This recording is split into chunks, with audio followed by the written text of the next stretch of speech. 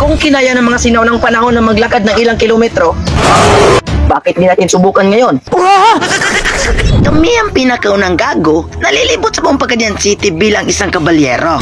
Ang baluting ito ay gawa sa karton kaya madaling masira. Napakahirap. Time lapse. Kasama ang aking team ay panibagong challenge na naman nating gagawin. Ang Pagadian City ay isang lugar na punong-puno ng mga tourist spot. At mula dito sa Nuburan, Pasibatang, Pagubak, Pagubang, Langapod at pabalik kung saan tayo nagsimula. Sobrang nakakahiyang content na ito mga kaibigan. Napakadaling masira itong custom ko mga kaibigan. Ayan, sira-sira na. At dahil gawa sa karton yung suot ko, ay madali lang ito masira. Nakakamiss ding maging gago. Kaya ito, bumalik ako. Napakaangas. Hindi talaga namin alam kung anong mangyayari sa amin sa ginagawa namin ito. Siguro luko-luko lang ang gumagawa nito. At kasama na kami doon. Gago! Nandito na kami sa kabilang barangay mga kaibigan. Nandito na tayo sa barangay Sibatang. Sa panonood nyo ng video na ito ay wala talaga kayong makukuhang aral dahil puro kalukuhan lang ang gagawin namin. Paminsan-minsan ay nakakapagod din maging gago. Pero gusto namin. Kaya imbes na sumuko ay tinuloy na lang namin upang matapos. Nakakahiya rin palang maging isang Spartan. Lalo na kapag ignorante yung nakakasalubong mo. Kakasimula pa lang namin pero punong-puno na ako ng pawis. Nakakamiss ding mag-challenge. Grabe yung pawis ko mga kaibigan. Basang-basa na yung ulo ko. Ginagawa mo. Panoy. Alapay, Sparta. Dahil sa sobrang init ng suot ko, kasabay ng sobrang init ng panahon, ay di ko talaga kaya pag hindi ako pinapaypayan. Time lapse.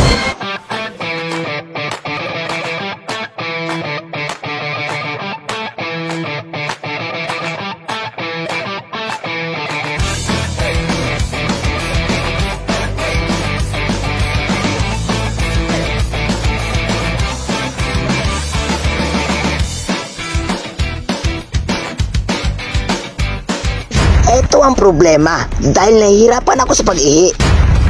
Habang patagal ng patagal ang aming paglalakad, ay unti-unti lang nasisira ang aking suot. Sira na yung costume ko mga kaibigan.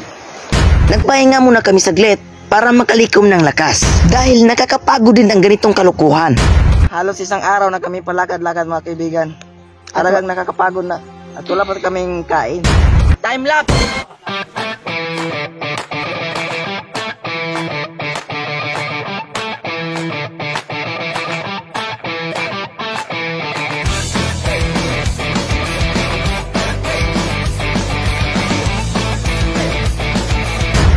Na-recharge na yung katawan namin, pero pa yung paa ko parang ayaw nang lumakad. Ang hirap na. Napakainit. Napakaigang. Napakaigang.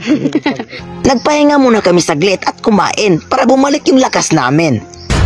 Hindi tayo pwedeng sumuko dahil maraming nag-aabang na tayo ay mabigo. Pero hindi yan mangyayari dahil alam ko na may sumusuporta pa rin sa amin. Nakakapagod man kung minsan, pero kakayanin namin. So ayan mga kaibigan, so nakabalik na tayo dito. At dito natin tatapusin ang challenge na to.